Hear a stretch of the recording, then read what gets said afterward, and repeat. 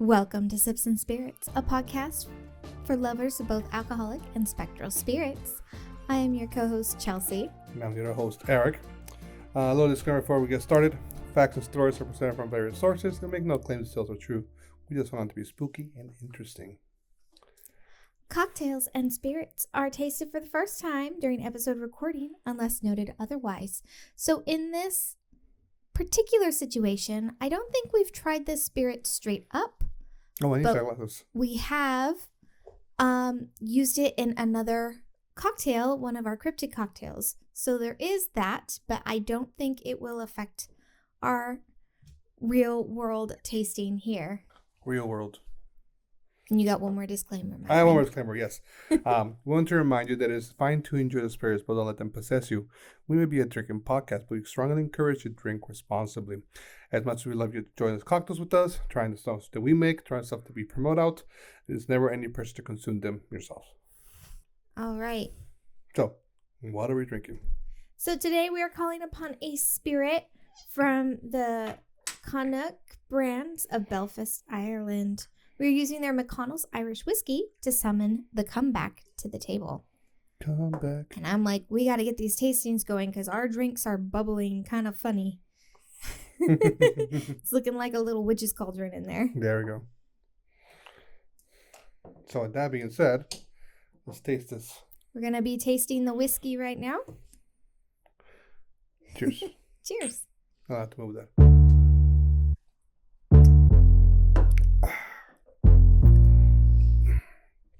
That bites. I really love the flavor of Irish whiskeys. I just love Irish whiskeys in general. To bring the fight in you. What? I know. They're fun. Oh, well. Very, caramel. I love how they're like lots of spices and honey flavors. It's like sweet, but not in the American whiskey kind.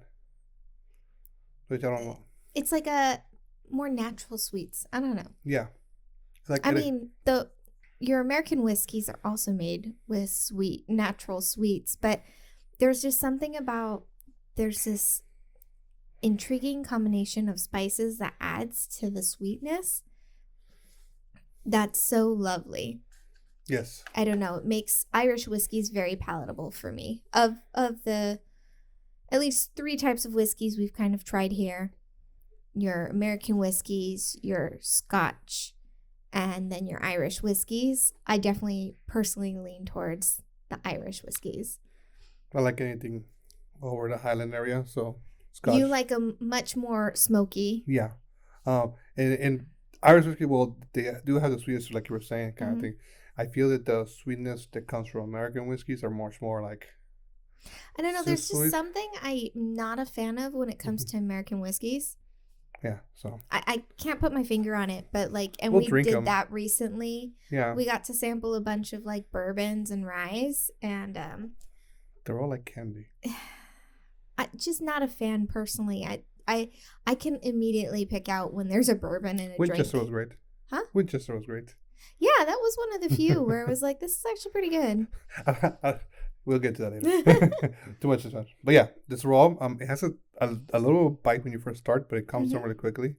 I like how it coats your mouth and it's like... It like bleeds into the rest of the palate. Like caramelly, like it's not caramel, but it's like like you said, honey-ish. I don't know, I can't describe it. It's almost like a burnt honey. Yeah, so it's lovely. Kind of like, ooh, maybe honeycomb. It warms me up in this hot summer day. Yeah, that's exactly what we're looking for. So that was fantastic. Do we have to try that now? Yeah, so let's try this. So, cheers.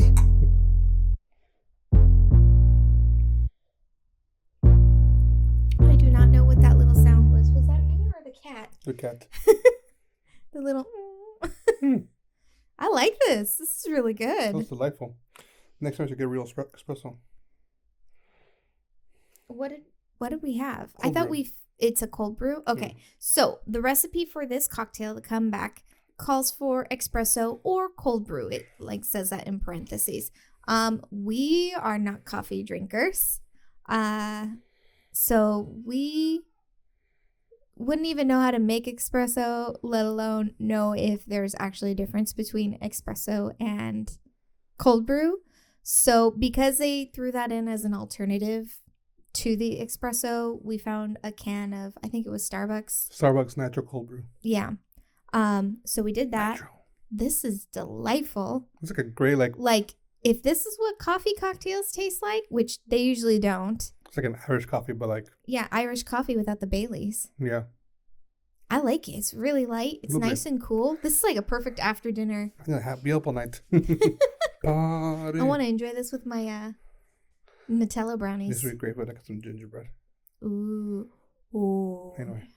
Fantastic. Yeah, we're not coffee drinkers at all. I mean, okay, at all is a strong thing. We occasionally, very rarely, when somebody's like, "Hey, you want some coffee?" I'm like, "I guess." Kind of thing. Like we don't go to Starbucks to buy coffee. We don't go to Pete's Coffee or any other place, Dunkin's, whatever. Dutch Bros. There you go. I'm like, go down the list of like different coffee shops. I'm like, we don't drink coffee as a thing to do. We go to work and people we don't rely on coffee to get our day going. Kind of thing going on. So I do drink energy drinks, so I'm not like opposed to the whole like caffeine in your body kind of thing. But this one doesn't. I don't need anything. This one just takes the soul of her husband and like just energizes her, making my life miserable. I'm just kidding. She doesn't. A real life succubus. Huh? Yeah. So having like a nice coffee drink, always nice. Yeah. See, I was very influenced by this book called A Tree Grows in Brooklyn. I read it my freshman year. And so I will always drink coffee when someone offers it to me. So like at a restaurant at the end of the dinner, if they're like, "Oh, do you want dessert or coffee?" I usually will get a cup of coffee. I also do, there is one exception to this life of mine, and that's if I'm at a Greek restaurant, I always get Greek coffee because it's so good. It's like its own little dessert. It's like sandy. And when it's done right, it's not. Okay. And a lot of the places we've gone to, so like Athena's had perfect Greek coffee. It was so good. I never had Greek coffee. But my grandmother would read the coffee grounds after you finish your Greek coffee. Witchcraft. So that's like my one exception to, oh yeah, I'm not a big coffee fan. But like if after dinner someone's offering it, I do still drink it. And we like to throw some, or I like to throw some Araceli in it. That makes it more palatable for me. Oh, yes. But yeah, no, definitely a little. I like this a lot. I'm surprised. Start your day a little hard with some whiskey. Yeah, so this cocktail has 2 ounces of milk, 2 ounces of the espresso or cold brew, a half ounce of simple syrup, and 1.5 ounces of the whiskey. So it's not a very strong drink. I actually don't really know, but 2 ounces of coffee doesn't sound like it's gonna make us wired all night. So, and a pinch of cinnamon. Yeah, not a whole dash pour. of cinnamon. Unlike if you're watching on YouTube, you can tell Eric's mine is a like cocktail covered and in mine cinnamon. look very different. It's, Chelsea was putting the little dash. I'm like, okay, I'll do the same. I go to the little cinnamon container and go, bam, like, He oh, literally turned it upside down. That was a lot of cinnamon coming out. Good thing I like cinnamon. I almost grabbed the nutmeg too. I was going through our pantry. It's like, there's a lot of brown powders that we have here. I was like, that's not cinnamon. That's a cinnamon. That's elote powder. That would have been extremely confusing. Oh, yeah. That would not have gone well with this. Enjoyable cocktail, for sure. Great way to, like I said, either dessert after like a meal or like. This would be a great like brunch cocktail. For those who don't like the like more fruity like mimosas and stuff. Yeah. Mimosas and Bellinis, or don't like the more savory Bloody Marys. Yep. This would be a great alternative where you can still you get your coffee kick, you get a little sweetness to go with maybe your pancakes or whatever. You get enough liquor to be like, I can deal with the relatives. But it's cool to balance out whatever brunch foods you're eating. Yeah, exactly. I like it. I like it a lot. So tell me about McConnell's. Yeah, we ready to learn a little bit about McConnell's Irish whiskey? Whiskey with just a Y, no E. All right. Oh, I need the bottle, please. Jesus Christ. I got that in my notes. Read the bottle. All right. So one thing that made us catch our eye with this bottle was it said restoring the legend. And it breaks it up into 3 parts. So we have the revival. This legendary Irish whiskey, founded in 1776, is now restored to barrooms from Belfast to Boston and beyond. The Harp of Erin. We are proud to have recovered the much-loved symbol of Old Ireland to mark the return of this great whiskey. And then what about the E? Founded in 1776, McConnell's predates the introduction of the E in Irish whiskey, and we have kept with the original. Neat. Yep. All right, so as I mentioned, this whiskey was started in 1776 and is considered one of Ireland's oldest and most celebrated whiskeys. In the 1900s, many Irish distilleries began adding an E to the word whiskey to differentiate themselves as Irish whiskeys.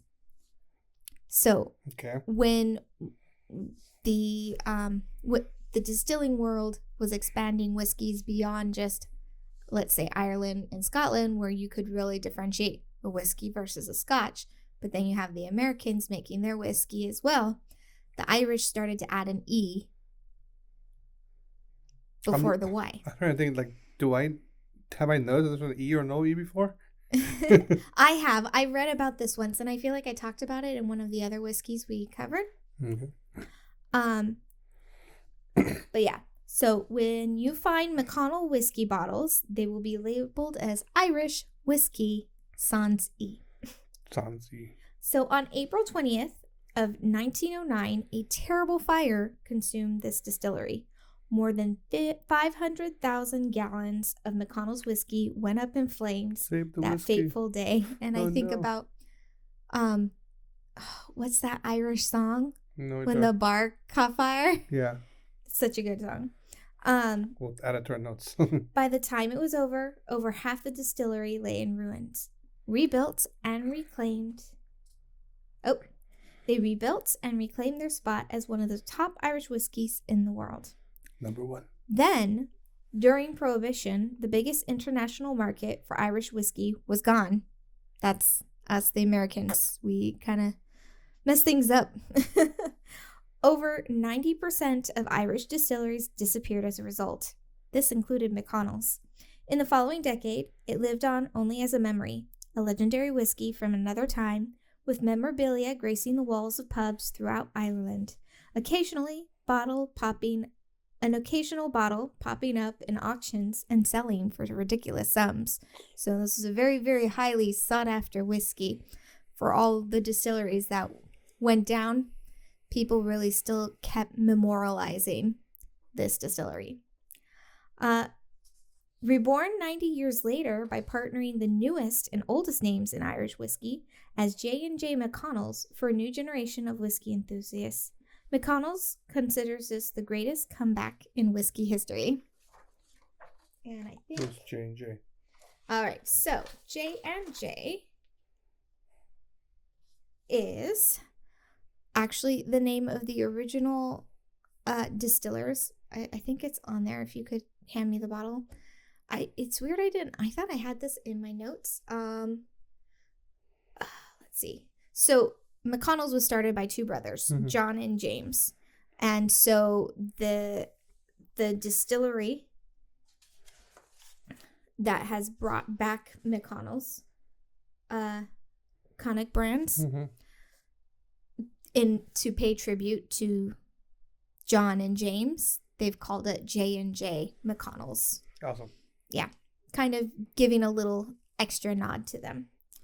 So right now, they currently have two varietals available. So they have a 5-year aged, which is the one we've got here with the green label, and then a sherry cask finish, which has a red label. This Irish whiskey retails around $30, and the sherry is about $40. So it's very affordable. We were seeing it everywhere in different Total Wines, and just recently we've been having a hard time finding this particular varietal. I've seen the sherry cask consistently. We haven't tried that one, but this one, it's delightful. I really like it. Lovely. I'm about to steal your shot.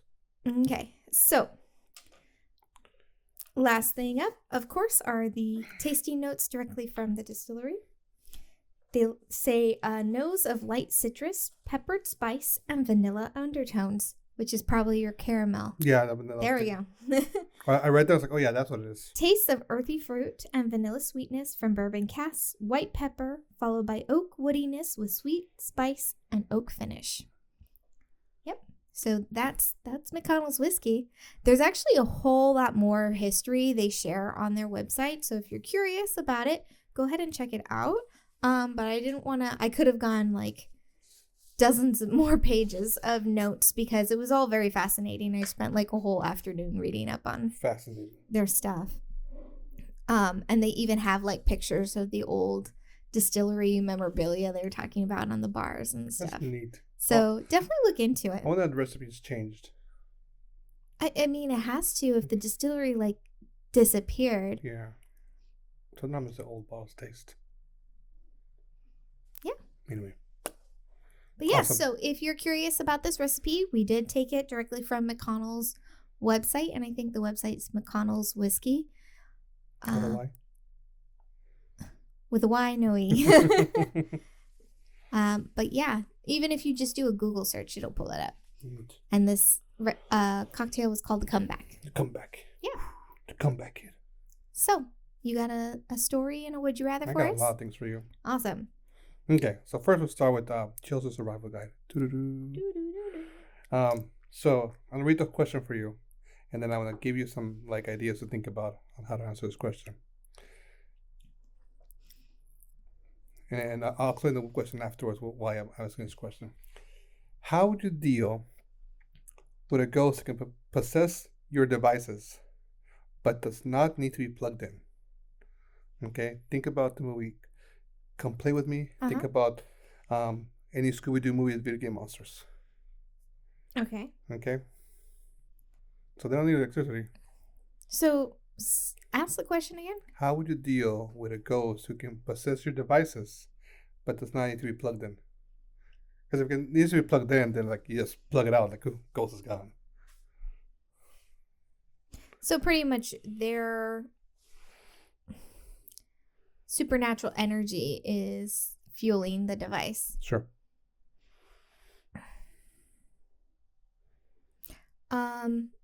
Does throwing it in a fire count? I don't know. I don't know what the rules are. Seems dangerous though. There's a lot of stuff like batteries that can explode. Yep. But I mean, when you take into consideration what happened in Come Play, just breaking the device was not sufficient. I don't know. That's a tricky one. I feel like I'm really on the spot right now. I mean, you can think of what you want. You know, it like. Go ahead.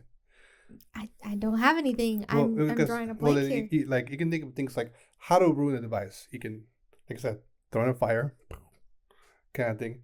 Lock it in a box, throw it in the sea. Lock it, and if you think about it, if this is a supernatural entity that can possess devices, then there must be like a supernatural like Wi-Fi, quote unquote, kind of thing. And so then if you find like a device that can like block signals, you know, like a holy box or whatever, that could work. I was thinking too, like, you know, magnets, you know, ruin the device somehow. Oh, hey, a magnet's a great idea. To make it not work, kind of thing. Throw in water, kind of thing. They want to, I don't know, just like I was thinking, like how to grab the idea of reviving the legend and put it into a twist nowadays. Yeah. Kind of thing. And I have some things I want to discuss with you before the story, but that's where I was going with my mind with this question. The magnet's a good idea. Yeah, I just think like let's use Jumanji as an example, right? Eventually someone does find it again. You know? And it finds its own way to evolve, to be used. Okay. So. And that's gonna go into my next segment. There we go. Kind of thing. The whole thing about reviving the legend, and the whole thing of legends adapting to modern time. Okay. So we have old ideas becoming new. Okay. We've discussed this personally. I don't know if we discussed this here before. Hidden by Hear Me, Sips and Spirits. The idea that vampires cannot see their reflection. The main idea in modern day. In modern day, I find it hard to believe because at least. Oh, jeez. Cat. In modern day, I find it hard to believe that vampires cannot see their own reflection, because ideally, or theoretically, the idea was mirrors way back when were made of pure silver. Mm-hmm. I don't know any of you, if you guys own a pure silver mirror, like, props to you, but most of our mirrors are made of some cheap plastic or glass. Yeah, Kind of they're thing, usually made with mercury now, kind of right? thing. So it does that cause the same effect? Same effect with the whole idea of like ghosts. So we can capture ghosts on camera. Mm-hmm. Okay, is that because our technology is like super advanced, or is it because ghosts want to get caught on camera?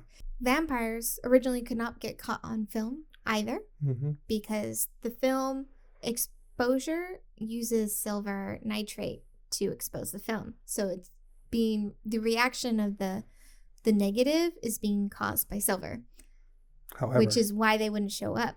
But on a modern like digital camera, mm-hmm. they should appear. They should appear, right? So that's not going to work for you. Mm-hmm. As cute as that gimmick is, Mm-hmm. unless you're enacting something that uses silver, it's gonna show up. Pure metals like white silver. Anyway, near here there. So we have corpus there. We have like recorded ghosts. We have EMF kind of things. Like before electricity, Mm-hmm. we didn't have those kind of technologies. Mm-hmm. So once again, is the idea that are the spirits allowing themselves, or have we learned how to find them, or are they allowing themselves to be found through this technology? Kind of thing. I don't know. Kind of thing. And then I probably they're like, we talked about Robert the doll before.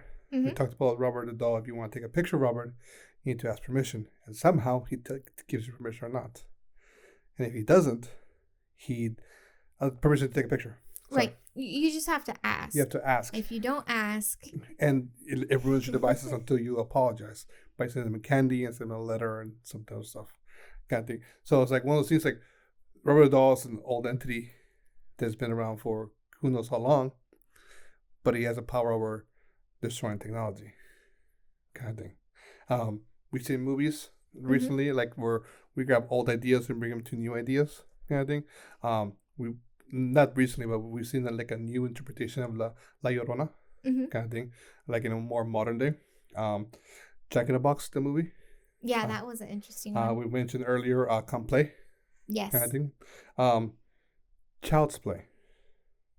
Okay. Okay, it started back in the 70s. Oh God, don't 60s, ask me. 80s, back in that era. I want to say 70s or 80s, Something probably like more 80s. Kind of thing, and they had this thing. But if you watch the progression of the movies, Chucky adapts to the times. Mm-hmm. There's this clip on the TV series where he talks about having a kid who's like Gender fluid. And it's like, hey, I accept my kid. I'm not a monster. Make me laugh. Kind of thing, you know. And so he has adapted to the times to do what he wants to do in that thing. Freddy Krueger. Mm-hmm. And the more modernized theories of it, he adapts to the times to be able to haunt you with those kind of things. So, do spirits evolve to the times? Do we create new gateways, or do we create new ideas of them when we change our technology and stuff? Mm-hmm. I don't know. We making it easier with our knowledge, or expanded knowledge, or newly gained knowledge. Are we making it easier for them to actually integrate into our world? And I mean, I talked about it at our last episode about some kid playing Pokemon Go, and he saw a cryptid there. Right. Kind of thing. It's like, wait, this is not in my game. What's going on? Kind of thing. So it's like those kind of things. It's peculiar. It's interesting. It's fun. Kind of thing. Absolutely. I don't know. But it was just thoughts that I had when I was like, before I wrote this story down. I didn't write it down. Before I found this story. There we go. You ready for story time? Yeah. Story time. Story time. Okay. This story is called Resurrection Mary. Resurrection Mary? Yeah. Mm-hmm. I'm nervous. Just southwest of Chicago, on Archer Avenue in Justice, Illinois, across the street from Resurrection Cemetery, is a bar called Chet's Melody Lounge. Chet's is a classic roadside tavern with a pool table, a jukebox, a popcorn machine, and a large clientele of bikers. But Chet has an unusual tradition. Every Sunday, the staff leaves a Bloody Mary at the end of the bar for a ghost. The ghost's name is Resurrection Mary, and she has haunted the stretch of Archer since the 1930s, when she picked up young men dancing to a big band at the O. Henry Ballroom. An old South Sider named Vince was still telling his Resurrection Mary story to a paranormal investigator half a century after it happened. When he did, he sounded just as haunted as he had been the night he met the ghost. Before he went out dancing that evening, Vince put on his favorite suit. Whoa. You okay? I'm good. My heart's palpitating. Uh-oh. Can you finish the story? Yes. Or are you going to be okay? I know. Mary's up after me. Before he went out dancing that evening, Vince put on his favorite suit, a double-breasted gray number with a squared-off shoulder, and his most colorful tie, red with Hawaiian hula girls and grass skirts. He cruised Arches Avenue with top down on his Chevy Chevrolet. That night was warm, and he slicked back his hair with enough bright clamp to keep the wind from mussing it. The O. Henry Ballroom was going to be jumping, as it always was on Saturdays. Vince had danced some of the biggest of the big bands there. Harry James, Artie Shaw, Tommy Dorsey. Tonight was just bar suits and his merry men from the southwest side of Chicago, but even the local combos knew all the hot numbers in the hit parade. Inside the ballroom, Vince spent the first half of the hour drowning enough Cuba Libres, rum and cokes, and smoking enough Lucky Strikes to work up the courage to ask a girl for a dance. By the time the band got started on Jumping on the Woodside, he was in a bold state of mind. Spotting a pretty blonde girl in a white dress, he said, as casually as he could manage, "Hey, it ain't right to stand still for Count Basie. Why don't we cut a rug on this one?" The girl smiled, and they joined the jitterbugging throng and parquet floor. The band played a few more fast numbers, Boogie Woogie, Cheapers Creepers, so Vince didn't get a chance to talk to his partner. That he didn't mind too much. Sometimes girls asked what he did for a living. He was a bookkeeper at the Union Stockyard, even though he didn't work anywhere near the slaughterhouse. That when the band sucked into when the band segued into begin the I can't pronounce that word. Begin the Beguine. Begin the Beguine. There we go. Some play on words. It's a song. Yes, I figured, because their band was playing it. Begin the Beguine. Vince was finally able to close to his partner. Her name was Mary, and she lived, she said, on Dames Avenue on the Brinkton Park neighborhood. That wasn't far from where Vince lived, in the house he shared with his parents. Something else he didn't like telling girls. As they slowed danced, he noticed for the first time the girl's hands were very cold. Her skin was brittle. Mary seemed to notice that he noticed it. So he made what he hoped was a light-hearted remark. Cold hands means you have a warm heart. Mary smiled and then danced together the rest of the evening. After the final number, Vince offered Mary a ride home. Her place was just straight up shove up Archer, but after they had driven north for a few miles, Mary insisted he pulled the car over outside the locked gates of Resurrection Cemetery, the graveyard of Chicago's polished community. Vince was baffled, but he complied. Mary opened the door and stepped out into the roadside. "I have to go, and you can't follow me," she said. Then she walked towards the gates, laid a hand on the iron chain that bound the gates together, and vanished. Vince spent the rest of the night driving his Chevy up and down Archer Avenue looking for a blonde girl in a white dress. He drove until dawn, and then, when the cemetery gates opened, he drove through the rows of tombstones engraved with crosses and angels and names such as Butkowski and Gwiazdi and Priesky. A lot of weird... You said it was a Polish cemetery, Yes. right? Yes. He was impelled not simply by the mystery of having seen a ghost, but by the hope that the girl had danced with was not a ghost, that he could dance with her again on some future night.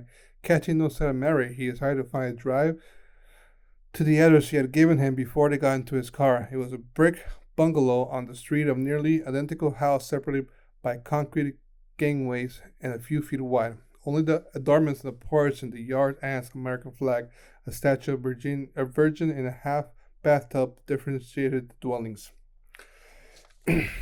Vince rang the doorbell. His eyes were red with sleeplessness. His dark beard had not been shaven for a day. Let's find that fun. After morning shot, after morning A shot, 5 o'clock 5 shadow? o'clock, I was like, mine doesn't get that thick. Well, that comes from people who shave every day, Yeah. right? Anyway. So you shave it enough, your hair grows out fast. And his hair was falling loose over his forehead. The middle-aged woman who had answered the door looked startled by young caller's disablement. She looked even more startled when Vince asked, "Is Mary home?" "Mary doesn't live here anymore," said the woman, who looked old enough and enough like Mary to be her mother. "Mary died in a car accident 4 years ago. Who are you?" "I knew Mary in high school," Vince said. It was the only possible story for why he had been unaware of her death. "And you didn't know?" "I went to college downstate after I graduated," he said. That much was true. He had attended Illinois University in Normal. "I just moved back to Chicago." Looking past the woman who was still blocking the doorway, Vince spied the framed photo resting on top of a piano in front of the room. It was the girl he had danced with the night before, an ever youthful face, never to age, the face of a ghost. "I'm sorry to be the one to tell you," the woman said. "Mary went out dancing with some boys she worked with at Barch, but they never made it to the dance hall. One of the boys crashed the car into the Ella at the Waker and Lake. Mary was thrown through the windshield and died on the way to the hospital." "I'm sorry to hear that," Ben said, retreating down the steps. "I'm sorry for your loss." "If you want to visit Mary's grave," the woman added, "she's buried in Resurrection Cemetery." Ben's never returned to Henry Ballroom or to Resurrection Cemetery. He had never learned Mary's last name, so he could not have located her tombstone. In fact, he was so shaken by having danced with a ghost that he never set foot in dance hall again. But Resurrection Mary's, as the girl's ghost came to be known, continued to haunt Archer's Avenue. When the big band era ended after the war, Mary rested quietly in her grave, because the music she had hoped to dance to on her final night among the living was no longer heard at the O. Henry. But in the 1970s, her ghost rose again. Mary's family, not being wealthy, had buried her in a term grave, a rental plot that only held Mary's for a quarter of a century. By the time the term expired, all of Mary's loved ones had joined her in the cemetery, leaving no one alive to renew it. During the renovation, Mary's coffin was removed to an unmarked grave in the remote corner of the cemetery. One night, a suburban police officer received a report of a woman in a white dress walking through the grounds of Resurrection Cemetery. When he arrived at the gates, he found two bars spread apart with scorch marks where a pair of hands would have gripped them. The following year, a couple driving down Archer Avenue saw a girl wearing the same white dress lying in the street. The man at the wheel swerved to avoid her, but she disappeared before his tires could make contact. In the 1990s, the owner of Chet's Melody Lounge was pulling out of the driveway when he saw a man running up the road, waving desperately. "I need to use your phone," the man said, a stricken voice. "I had a woman back there, but I can't find her body." "Was she a blonde woman in white dress?" the owner asked. "How did you know?" "That was Resurrection Mary. Don't worry, you didn't hit anything. You didn't hit anyone. You just saw a ghost." Despite these reappearances on Archer Avenue, Mary has yet to drink her Bloody Mary at Chet's. When the ghost is roaming your neighborhood, though, you have to be ready to soothe her restless spirit. Seems like a little waste of liquor. Yeah, but we're hoping to, to set her soul to rest. So I find it interesting. She starts off as a passenger ghost, reoccurring ghost, and transforms into a woman in white. She was also in white. Okay, well, you didn't mention that at all at the beginning of the story. Yeah, she was dancing with a woman in white dress. I have it right here. I can pull it up. And I missed it. The exact quote. Not the end of the story. This is the beginning. Spotting a pretty blonde girl in a white dress, he said, as he casually he commands, "Hey, he didn't right to stand still for Count Bessie. Why don't we cut a rug on this one?" Okay. I missed that. You need to slow down. It's not a race. It is a race. A race to the finish. My heart was palpitating. It made me feel really weird. But yeah, no, she's always been a girl in a white dress. Kind of thing. I think, I don't remember exactly, but when they saw the picture, I think she was her wearing a white dress again, kind of thing, and whatnot. So, It's kind of sad that their like cemetery plot got Well, relocated. Well, you're not rich. You buy what you can. No, I know. It's just it's still Living sad. expensive, but dying is so much more. Yeah, I. Why is A Tree Grows in Brooklyn like keep coming up for me in this I episode? don't know what that is. It's a book. I believe it's. Of course, I don't know what that is. No, it's written. So when everyone else read, I think Color Purple, I read A Tree Grows in Brooklyn. It's by the same author. Oh, okay. I think I might have the wrong book name comparison, but I never read A Color Purple. But I read A Tree Grows in Brooklyn. I read Mice and Men. I read I read The Grapes of Wrath. The smarter kids. I read that one. The whiter kids read that one. But so, anyways, the main character's mother, her mother, so the grandmother gave her like tips, life. You let your children believe in Santa Claus until they're, I think it was 5, something else, and then save up enough money that at some point in your life you buy a plot of land. Mm-hmm. And so she's been saving and saving and saving, and the father dies. So that's the only plot of land that they ever own, because they're like lower class in Brooklyn family. This was the thing that I never understood. Like, do you like own the little square of land, or do you rent it out? Do you like have a lease for like 100 years, and like they renew? Depends on your cemetery. Like now, especially now, you have like the ash niches and stuff. You buy that space, so your ashes will always be there. And some cemeteries you can buy that plot of land. For like ever? Well, you pay for it. You're not renting it. But some cemeteries, like Mary's family, you rent it until your family can either afford to buy it off, or afford to move the family into a proper plot. They're not really those rent-a plots. It's not very common anymore. Probably smaller towns. Yeah. Or, more rundown, or where they were bigger, low income. Yeah. Kind of sucks, but like, sort of said, there was no one left in our family to. I know, it's kind of sad that, they did have, in a way, a plot, and then they get moved into an unmarked grave. But now she can go dancing again. But yeah. Anyways. Yeah. Very cool story. Yeah, like it was ghosts that happened once upon a time, and then it kind of hush for a while, and then it came back. Resurrected. New era. The music's gone. Can still come back. Still play. Yeah. There we go. Not too much to say on this one. No, it's nice, sweet, straightforward ghost story. I like the fact that the bar still puts out Bloody Mary. I love when bars do that. Like, that's not the first time I've heard of that, where a bar like leaves out a drink for the resident ghost or whatever. There's like a couple pubs like in England that do that, and I know there's like a few bars like in the Midwest that do that too. I always laugh at stories, and I think I talked to one about when we did the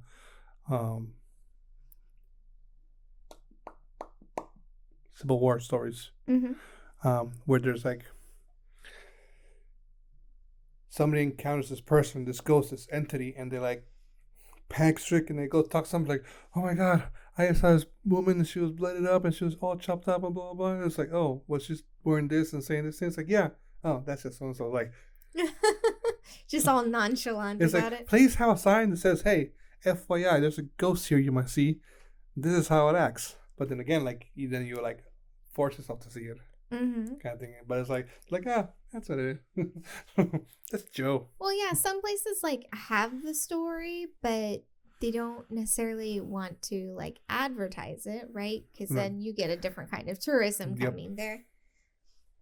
And especially if you are in those cases where you're still like an active bar or whatnot, Yeah. it can disrupt your business a bit. I mean, people do that with Winchester. Mm-hmm. People go there to find an experience, to feel spiritual. Spiritual. But anyway, fun times, Mary. Yeah.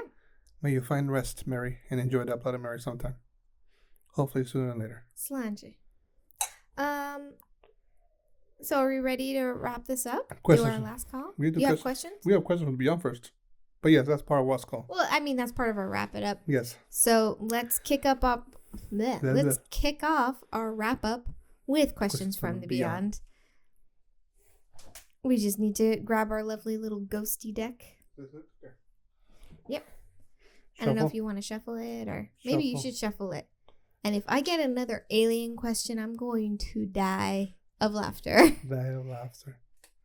Because now you're shuffling it. So how many are we going to pull this time? How many do you want to pull? 2? Let's do 2. Okay, 2. Or do we want to do like 1 each, see how that feels? And Let's do 2. Okay. 2. Girl.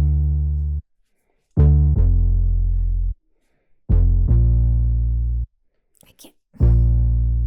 My skin's too smooth. Got it. One more?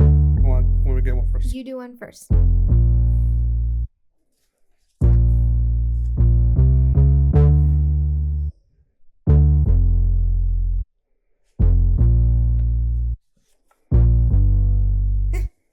Okay. Any alien ones? No alien ones. Sweet, I win. Ooh, ooh. Look at our next cryptic card is up there, and it's like, I know. I feel bad. I feel like we're being really sluggish tonight. It's really hot when we're recording this. It's been our heat wave week where we live, and we have to like turn off all the fans and close the windows to record so we don't get all this noise feedback, right? But it's like, it's hot, it's a little stuffy, and I feel like we're like, So I apologize if we're not at our normal energy levels. I don't know about her, I'm still here. Okay. Anyway, ladies first. Oh, me first? I'm a gentleman. Have you ever felt that you knew someone the first time you met them? I have not, but I've had people tell me they have. They feel that way about me. I met you in a dream once. Now, now, like, they're very simple, straight, single sentence questions, right? I've had that too. People are like, I met you before. I'm like, no, you haven't. Yeah, I get it a lot. It's a little unnerving sometimes. Now, when I think about, there are like some historic figures where it's like, you feel like you have a connection, but is that just admiration, or are you actually having some sort of like recollection of your past life or something? I've never met somebody and be like, oh my God, I've known you already. But I've had people come up to me like that. Like, a lot in Santa Cruz. If you know Santa Cruz. Santa Cruz is a special place. It's a special and all that stuff. The people can see things there. But yeah, no. Like when people like tell me like no, and like like you saw this face, like I probably do.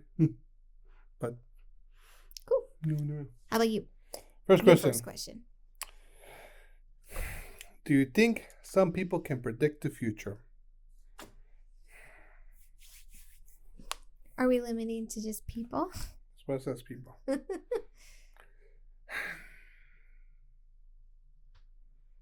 To be able to predict the future is to be able to say that this is what is supposed to happen, nothing else is supposed to happen.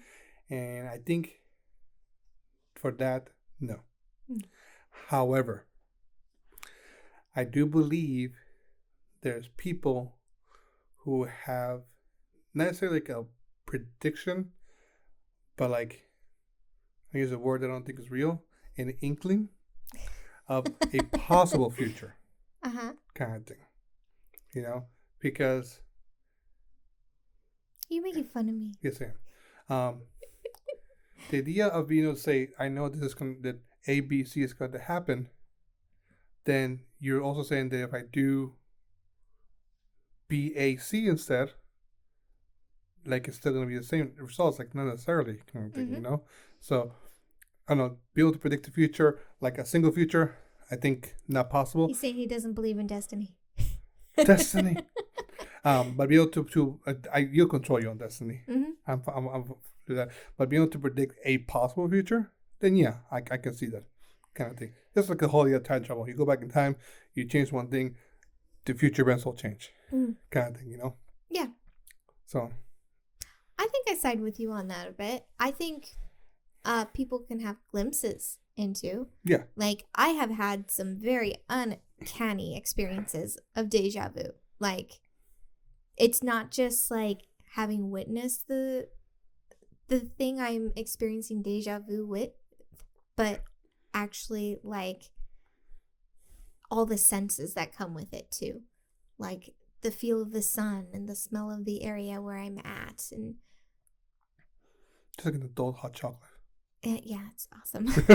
Sorry. We're talking about the cocktail. But when it comes to actual like future predicting, I think octopi are the only ones allowed to be omnipotent. Omnipotent. Okay. And that's it. Okay, They're the only ones who've proven it. Yep. They can predict soccer games. Yes. If you don't know what we're talking about, just look up octopus soccer predictions. World Cup predictions. There we go. It's very, very fascinating. Fascinating indeed. Yep. Next question. I don't know what that was. Aliens. Summer's coming downstairs. Do you feel like your horoscope describes your personality well?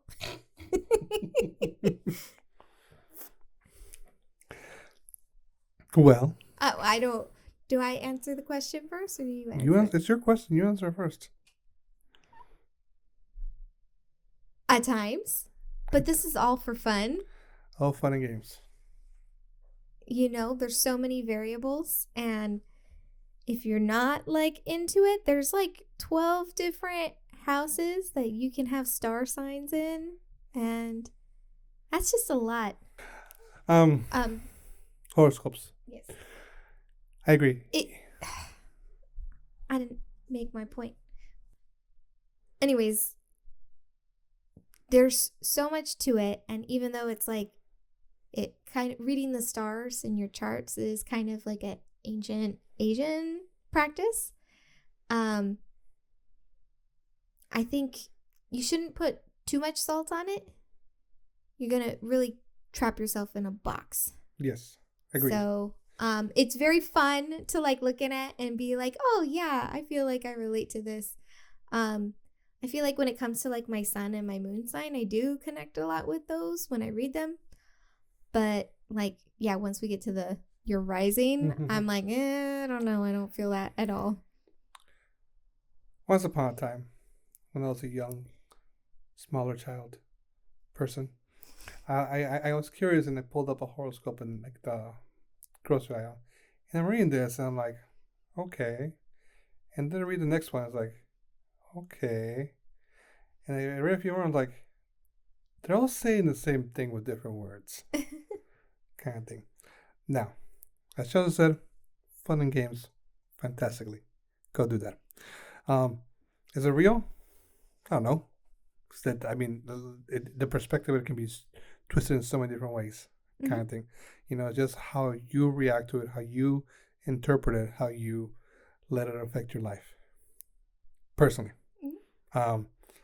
To be able to be like, oh, I look at the stars in my horoscope and I can know that this day is going to happen, this and this and this. And I'm like, well, then why do you have bad days? Kind of thing. Why you let bad days, go that way, kind of thing. What if they predicted that you're supposed to have a bad day? Yeah, but then prevent it from being a bad day. If you know something bad's going to happen, if you know this blue's going to come from the left, don't go down that corner. It's that whole, right, your fate's predetermined. What is it, Final Destination? Everything's written in the stars. Yeah. Is like saying it can only go this way. You're only allowed to feel this. But the stars are constantly moving. Yeah.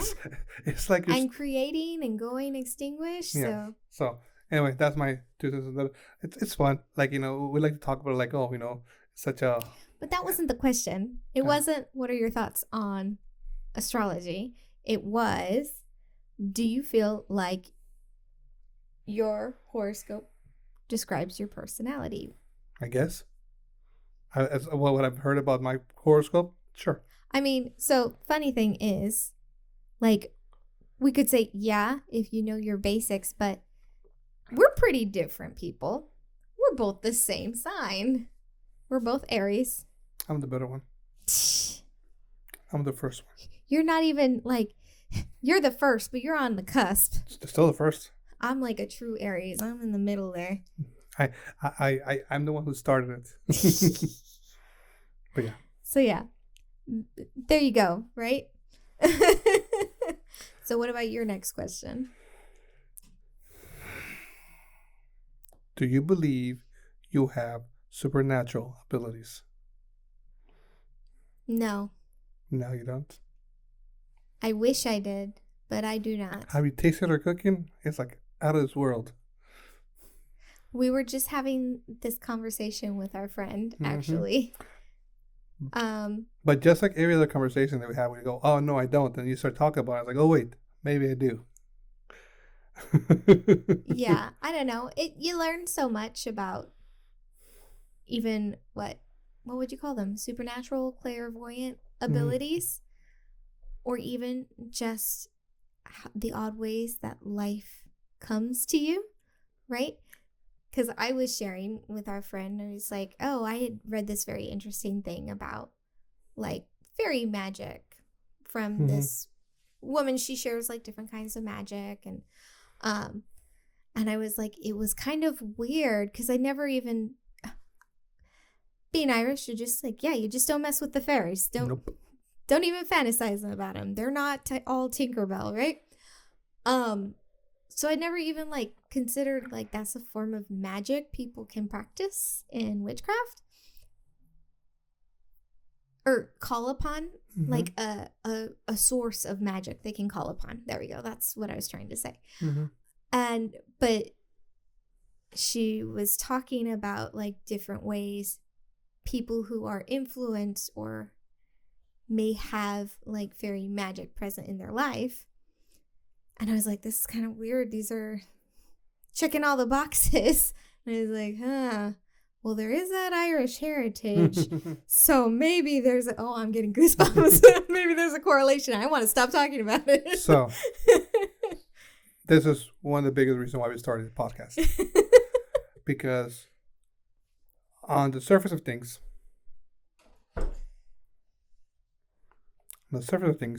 you look at your life and you go, oh, well, this has just always been the case. It's always been normal. It's always been, I've always found a penny as soon as I take 3 steps out of my door. I ain't think anything weird about it. Kind of thing. Yeah. But then you start talking to other people. Yeah, I only talk to her because I have no one else to talk to. Oh, no, I was saying I'm that person who will just find a penny. Yes. Or a quarter or $20 bill. So as soon as you start talking to other people and you retell a story, they're like, that's not something normal that happens to everybody. Like, maybe you have, like, a guiding spirit behind you or something. And that's the greatest thing about telling the stories, having these conversations, because even in your own culture, even in your own town, you can have the same story told many different ways. And it's like, oh, wait, I haven't heard of it that way. But I experienced that one time. And it's like, oh, did I run into that person? Kind of thing. It's just fascinating overall. Agreed. Kind of thing. But to answer the question, do I believe I have supernatural abilities? Depends on what you define as supernatural abilities. Yes. I think he does. Kind of thing. I do. Well, I think you have a connection to spirits. I have a connection to spirits. I And that could be considered an ability. Look at the movie Vibes, right? They had all these different kinds of clairvoyant people, and they had different ways that they use their clairvoyance. That's true. Right? One character was through touch. Another character had a spirit guide who talked to her. Great movie, by the way. You guys haven't seen it. Yeah. Great little discovery of the 80s. If you haven't seen it, Jeff Goldblum and Cyndi Lauper. Very fun. Fantastic. But so yeah, in that aspect of things, I do feel that I have like it's not ESPN or ESP, sorry. ESP. In a sense, like I can't be like, like a tuning fork, but like spirits this way. Not a medium But per se, but I think but spirits like to reach out to you. they do. I'm so approachable, apparently. Kind of thing. I don't know if they've ever been like all good or all bad, kind of thing. But and I've said this story before many times, where I was with a friend who went to one of their old houses, and as soon as I stepped in the house, we're like, we need to get out of here, kind of thing. And it just like there was something there that I was like, nope, not gonna stay here, kind of thing. But so in that aspect of things, I feel like I do have some kind of supernatural ability. Not something I can tap on and be like, turn on today and be like, let's go find some spirits. It just happens, kind of thing. Right. Fun story, like 2-3 nights ago, being hot, we have an AC unit in the kids' room. So Chelsea fell asleep with the kids. I went to my bed. I fell asleep. And then I woke up and opened my eyes. So I woken up, I'm conscious, and then I'm going back to sleep. For some reason, I see a ghost of George Washington walk in their bedroom. And then I hear Chelsea's voice going, huh, that was weird. And I go, yeah. And I open my eyes to reach out to touch Chelsea next to me, and she's not there. And then my body was sweating. Like before I fell asleep, my body froze over for like 2 seconds. I was like, whew. And then I was like, oh, now I'm back to sweating. And that was very weird and very fun. And I fell back asleep afterwards. No fear of this guy.